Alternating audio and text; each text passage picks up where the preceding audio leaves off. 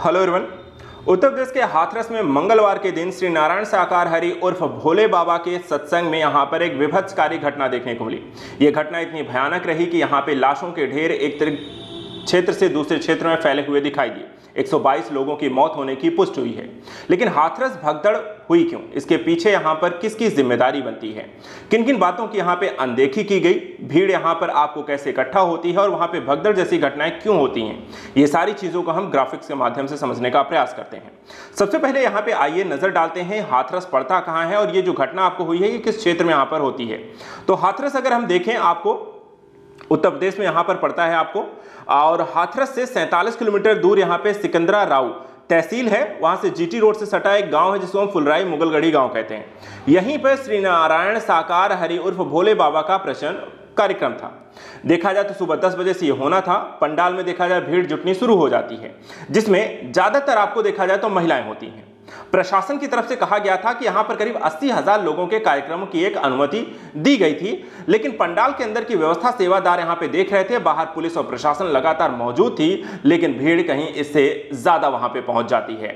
अब यहां पे देखिए दोपहर 10 बजे से लेकर दोपहर 12:30 और 1:40 तक यहां पे घटना जो होती है वो यहां पर आपको धीरे धीरे काफी समस्याप्रद होने शुरू हो जाती है।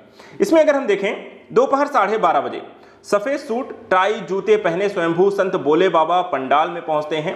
भीड़ करीब यहां पर देखा जाए 2 लाख की हो चुकी होती है। वहां मौजूद हर एक शख्स यहां पर देखा जाए तो भोले बाबा के प्रवचन को सुनना चाहता, उनकी एक झलक जो है देखना चाह रहा था।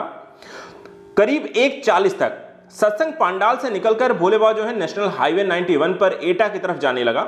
उस रास्ते पर लोग बाबा के दर्शन चरण स्पर्श चरण रज लेकर माथे पे लगाने के लिए सड़क की ओर यहां पे जमा थे। डिवाइडर पे बहुत ज्यादा यहां पे भारी भीड़ यहां पे जमा हो गई।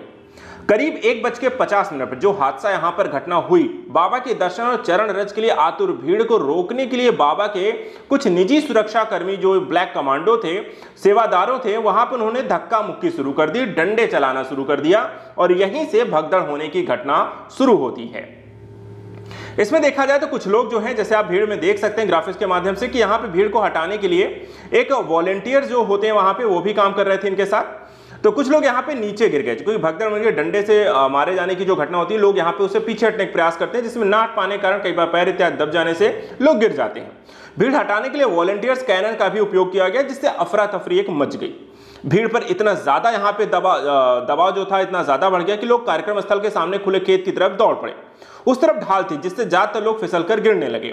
भीड़ उनके ऊपर होकर भागती रही और सैकड़ों लोग बेसुध हो गए। इसी बीच यहाँ पे बाबा रुके और ना ही उनके साथ यहाँ पे दूसरे लोग, और इस तरीके से वो यहाँ से निकल गए। लेकिन लोग एक के ऊपर एक यहाँ पर आपको चढ़ते चले गए और इसी घटना आपको भगदड़ के रूप में बन गई। हादसे के बाद अगर हम नजर डालें जो दोपहर 3 बजे की है, वहां मौजूद पुलिस प्रशासन लोगों के घायलों को आसपास के अस्पतालों, सामुदायिक स्वास्थ्य केंद्र सिकंदरा मऊ भिजवाया। कुछ लोगों के इलाज के लिए एटा भेजा गया और रिपोर्ट्स के मुताबिक सरकारी अस्पताल में सिर्फ एक डॉक्टर ही मौजूद था। अस्पताल पहुंचते वक्त कई लोगों की सांसें चल रही थी, लेकिन थोड़ी देर बाद यहां पर धीरे धीरे करके कई सारे लोगों की मरने की यहां पर पुष्टि होने लगी। रात करीब 8 बज जाते हैं। 8 बजे तक यहां पर मामला जो होते काफी भयानक हो चुका था। 2 जुलाई की रात हाथरस में 89, एटा में 27 यानी कुल 116 लोगों की मौत की सूचना थी। इसमें ज्यादातर महिलाएं थी। करीब 50 लोग यहां पर घायल बताए गए, जिनका इलाज चल रहा था। 3 जुलाई तक देखा जाए तो मृतकों की संख्या जो होती है 122 पहुंच चुकी है। और हाथरस भगदड़ यहां पे देखें, जो रात 10 बजे तक का मामला अगर हम देखें तो हाथरस भगदड़ मामले में पुलिस ने 22 लोगों पर FIR दर्ज की है। इसमें से भोले बाबा का नाम किसी में नहीं है।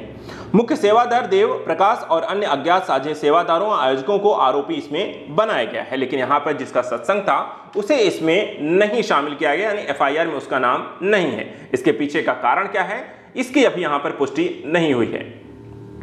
अब चलिए यहां पर भगदड़ के पीछे का साइंस समझते हैं कि भगदड़ की शुरुआत होती कैसी है।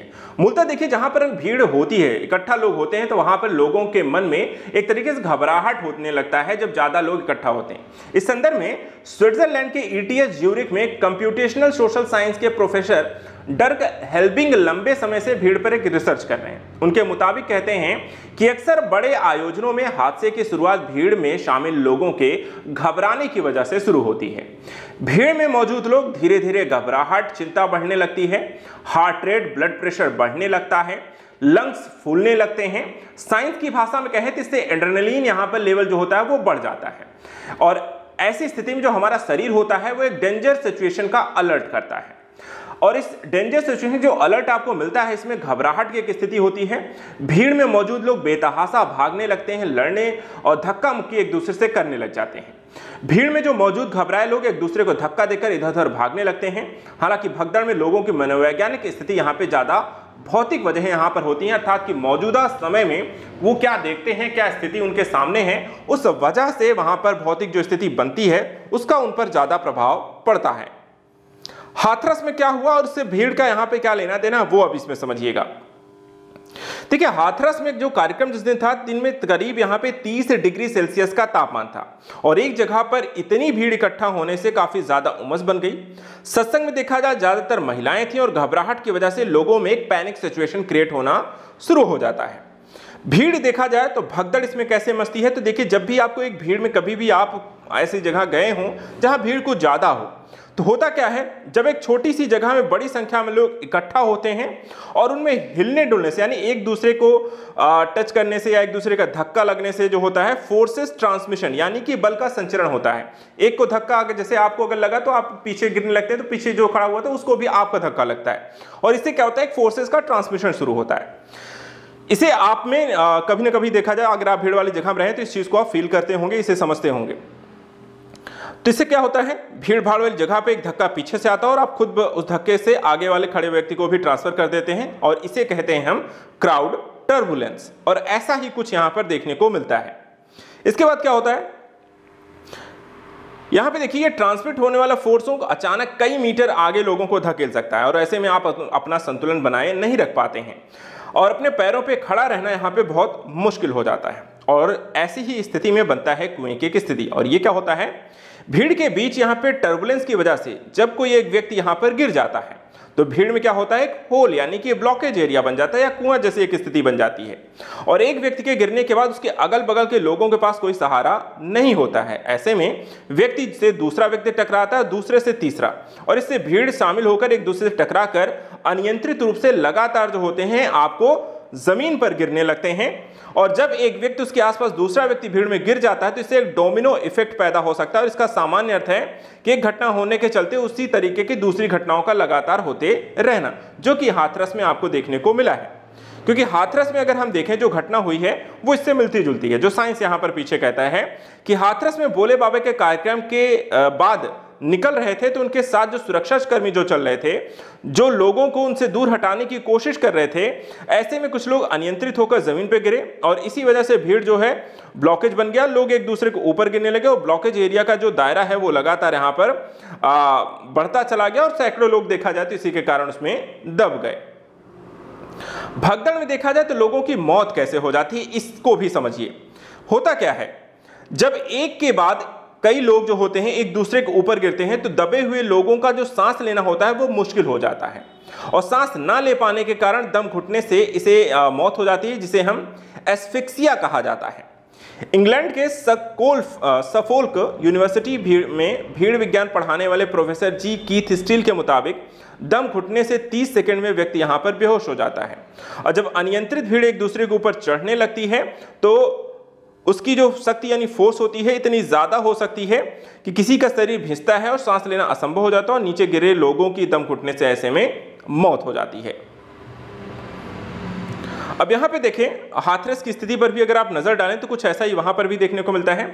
जब भीड़ में लोग गिर रहे थे वो खड़े होने का प्रयास करते हैं, इसी दौरान उनकी बाहें और टांगे यहां पर मुड़ जाती हैं, ब्रेन तक खून सही से नहीं पहुंच पाता है और 30 सेकंड में व्यक्ति बेहोश हो जाता है और 6 मिनट के भीतर वह एस्फिक्सिया का शिकार हो जाता है। हाथरस में देखा जाए तो भगदड़ में नीचे गिरे लोगों को कुचलते हुए जो भीड़ है आगे बढ़ रही थी। काफी देर तक लोग दबे रहे और कई लोगों की सांसें चल रही थी, लेकिन समय पर इलाज न मिलने से उनकी भी यहाँ पर मृत्यु हो गई। तो इन सारी चीजों के पीछे जो घटना है, जो भगदड़ के पीछे का साइंस है, वो यहाँ पर ये कहता है। लेकिन इन सारी चीजों के लिए प्रशासन भी उतना ही जिम्मेदार है, क्योंकि आपको इन चीजों को लेकर अगर जरूरत से ज्यादा भीड़ है तो आयोजक प्रशासन दोनों इसके जिम्मेदार बनते हैं कि आप इतनी बड़ी भीड़ के इकट्ठा होने क्यों दे रहे हैं। अगर होने दे रहे हैं तो उसको लेकर आपके इंतजाम क्यों नहीं है, और यहाँ पर आपको ऐसी स्थितियों से बार बार होने पर आप उसको लेकर के कोई प्रयास क्यों नहीं कर रहे हैं। फिलहाल ये देखना आगे चल करके क्या ये इसमें मौत के आंकड़े और भी जुड़ने वाले हैं, प्रशासन क्या कदम उठाएगा, कौन इसके लिए जिम्मेदार ठहराया जाएगा, ये देखने वाली बात होगी। फिलहाल आज के लिए इतना ही। नेक्स्ट वीडियो में कुछ और इंपॉर्टेंट टॉपिक्स को लेकर डिस्कस करेंगे। Thank you so much and good luck.